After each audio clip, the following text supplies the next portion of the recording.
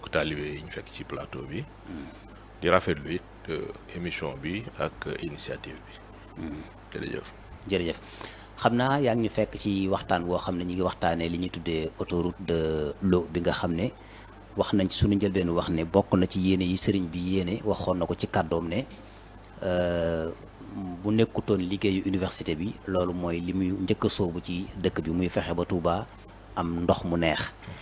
président de la République aussi bi mu dikkee wax na ko ne ko am na yéene indi lac de Guiers bi ba Touba bu yàggu kon wax na ko ci li ñu tuddee autoroute de l'eau ministre bi wax na ko bu yàggut ba day mel ni kon mbir mi bu yàlla sama borom sottalee léegi Touba dana am ndox mu neex jaare ko ci autoroute de l'eau boobu la mairie de Touba moom it war na am ay matukaay yum jël yoo xam ne day gàttandu ànd kook acteurs yi nga xam ne ñoo ko séq ñëpp su boobaa lan nga jàpp ne moom la ñu war a njëkk a def loo xam ne mooy mën a tax ñu gàttandu liggéey boobule ba pare nag bu accès itam bañ gàttandu ko ci wàllu gestion ni ko mën a gérer ba mu mën a nekk njëriñ ci population wu Touba. waaw jërëjëf projet autoroute de l'eau bi gouvernement bi taxawal duñ mën lu du rafetlu ko parce que boo nekkee Touba xam dëkk bi li muy polariser ci population ñu ngi naan 2 millions d'habitants mais amuñu sikki sàkk ne ëpp na ko parce que état civil u mairie Touba buy recevoir 100 000 déclarations de naissance par an te ñu xam ne lépp 40% kenn déclaré wu leen kon en termes de recensement amuñu sikki sàkk ci ne population bi moom weesu na fi ñu wax te loolu dafa am enjeu bu muy àndal mooy day accès à l'eau dafa am lu muy àndal lu en termes de densité de la population lu muy laaj plutôt mais bu ci màggal gi yokkusee 6 millions de pèlerins minimum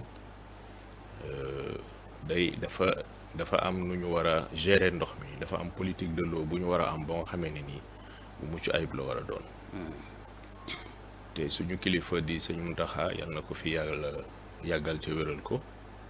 ñëpp xam nañ ne option bi mu jël mooy option lac de Guiers bi yitte ji nag weesul lii ñu wax mooy ndox mu doy mooy ndox mu sell mooy ndox mu mucc ayib loolu nag dafay laaj xëy na bala ñu caa yegg ñu am comme ni nga ko waxee waaj buñ ci war a waaj li jar a préciser nag mooy hydraulique du compétence transférée parce que bëri na mairie Touba lu muy def loo nga xam ne bokkul ci compétence yi ko nguur gi transféré loolu nag li muy tekki mooy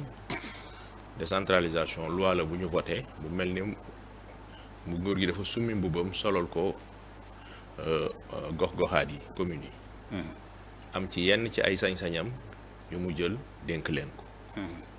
lu ci mel ne santé éducation planification aménagement du territoire et cetera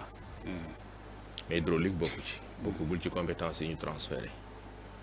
mais nag ku dëkk Touba yore mairie Touba xam enjeu yi ndox am ci Touba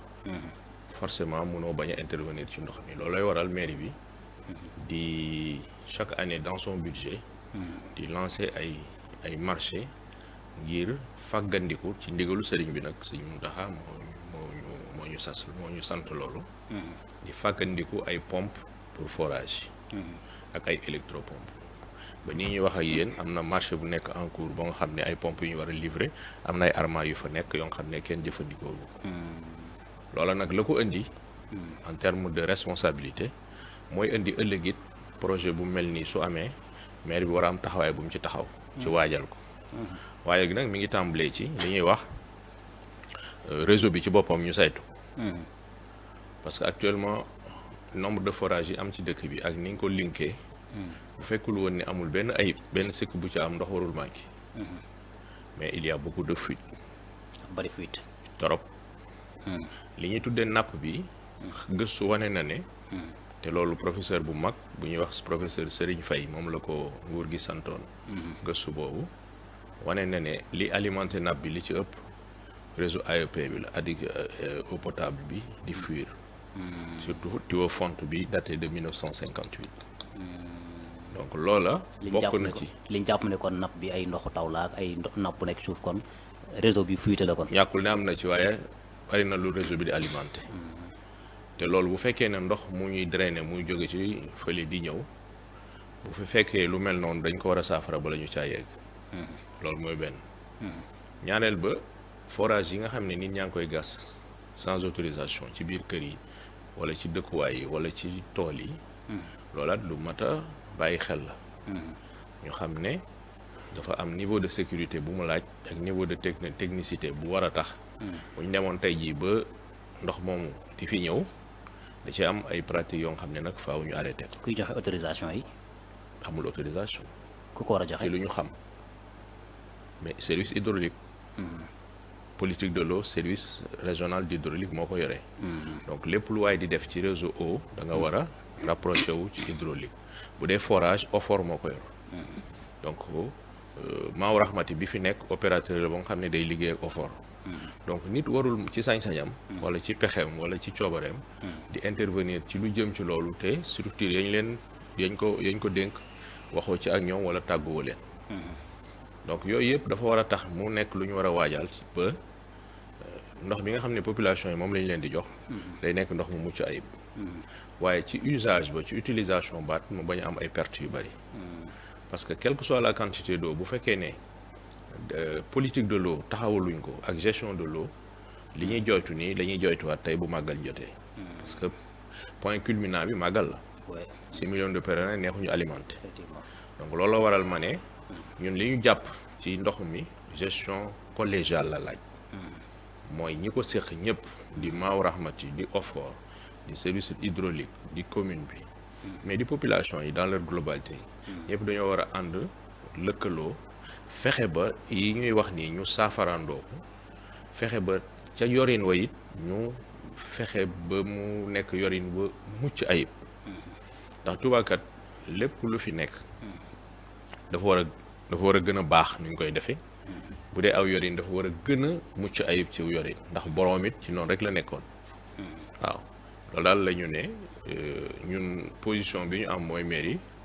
mooy di bokk di defandoo ak ñi nga xam ne moom lañ ko séqal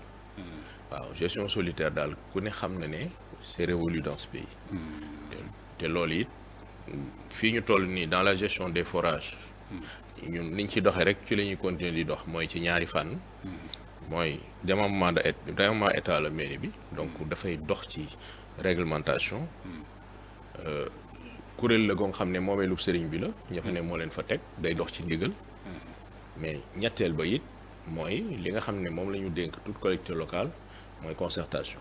mooy acteurs yi nga xam ne ñoo seq lu mu mënti doon da ngay waxtaan ak ñoom da ngay diisoo ak ñoom loolu daal la ñu jàpp ne bu ñu amee démarche boobu en amont dinañu mën a moytul pakk-pakk yu bari. ci wàllu gestion bi nga jàpp ne dañu war a taxawal benn société de gestion boo xam ne day englober mboolem acteurs yëpp. wala forcément si l'eau potable doit venir du lac de Guiers bu fekkee ne dafa ndox moomu dafa war a jógee lac de Guiers faaw mu am société de gestion. ni Sen'Eau di def. ak SONES ndox moomu su fi waree ñëw état bi sax. ci exigence yi muy njëkk a teg loolu dana ci bokk mooy société de gestion ba nga xam ne dina lënkale acteurs yi ko yor nii xëy na ak yeneen acteurs yu bees yoo nga xam ne nii ci coobare sëriñ bi xam naa ci lañ leen di désigner waaye loolu mënut a ñàkk société de gestion ci projet bu toll nii ak la mu laaj ci toppatoo ci anticipation ak ci fàggandiku ak ci suivi loolu mënut a ñàkk. ci wàllu technique suñu mbokk plombier yi nga xam ne ñoom ay acteurs lañ ci wàll bi lan nga jàpp ne ban rôle lañ mën a jouer su fekkante ne loolu ñu tuddee autoroute de l'eau bi agsi na Touba ba réseau bi nga xam ne yaakaar naa ñu bari wax nañ ko fii ci wàllu sikk si fuite yi bari na lool lu ci war a nekk seen liggéey ñoom. li ma jàpp li njëkk mooy formation. mbir bala nga caa mën a intervenir. wala nga cay dogal wala nga cay def dañ lay tàggat. te jàpp naa ne nguur gi xëy na ci loolu lay njëkk a dox. quelle que soit la structure qui sera mise en place ak bu mënti doon. acteurs yi cay nekk moom faaw ñu tàggat leen. plombier yi am nañ technicité. am nañ xam-xam. jàng nañ métier. waaye jamono dafa toll foo nga xamee ne. dara doyul. donc laaj na ñun dañuy liggéey ak ñoom ci màggal gi et tout xam nañ leen. seen président bokk na ci acteur OCB organisation communautaire de base yi nga xam ne nii partenaire u mairie bi lañ. mais posture boobu lañ am du ci ñoom rek ci tous les artisans tous les corps de métier. pour wax ne renforcement de capacité mënul ñàkk. parce que réseau Touba àgg na fa nga xam ne en termes de densité ak de maillage. képp ku ci intervenir da nga war a am xarañ gi ak xam-xam bu mucc ayib bu lay permettre. tout le schéma nga am ko. ba maanaam li ci ëpp solo mooy dool kenn du nekk fii di intervenir kenn nekk fii du intervenir sans que yéen ngeen mën a am une cartographie réelle. des interventions. parce que loola mooy indi fuite sax loolu moo koy indi. mooy tey nga am yow sa kër tabax ko bëgg fa ndox woo plombier mu xëccal la ndox. bu subaa nga am fuite woo beneen plombier mu defar ko ginnaaw suba keneen dëkk ca koñ ba c'est-à-dire beaucoup d'acteurs interviennent dans un même réseau. sans cartographie et tout loolu ça peut poser problème. donc li muy indi mooy mën nañoo sikk ka defar. wala kiy intervenir fekk rek manque d'harmonisation moo ko indi. et surtout de formation. parce que ay réseau bu bees lay doon sans doute dina am leneen lu muy àndal loo nga xamee ne buñ la ci tàggatul mën nga ko bañ a xam.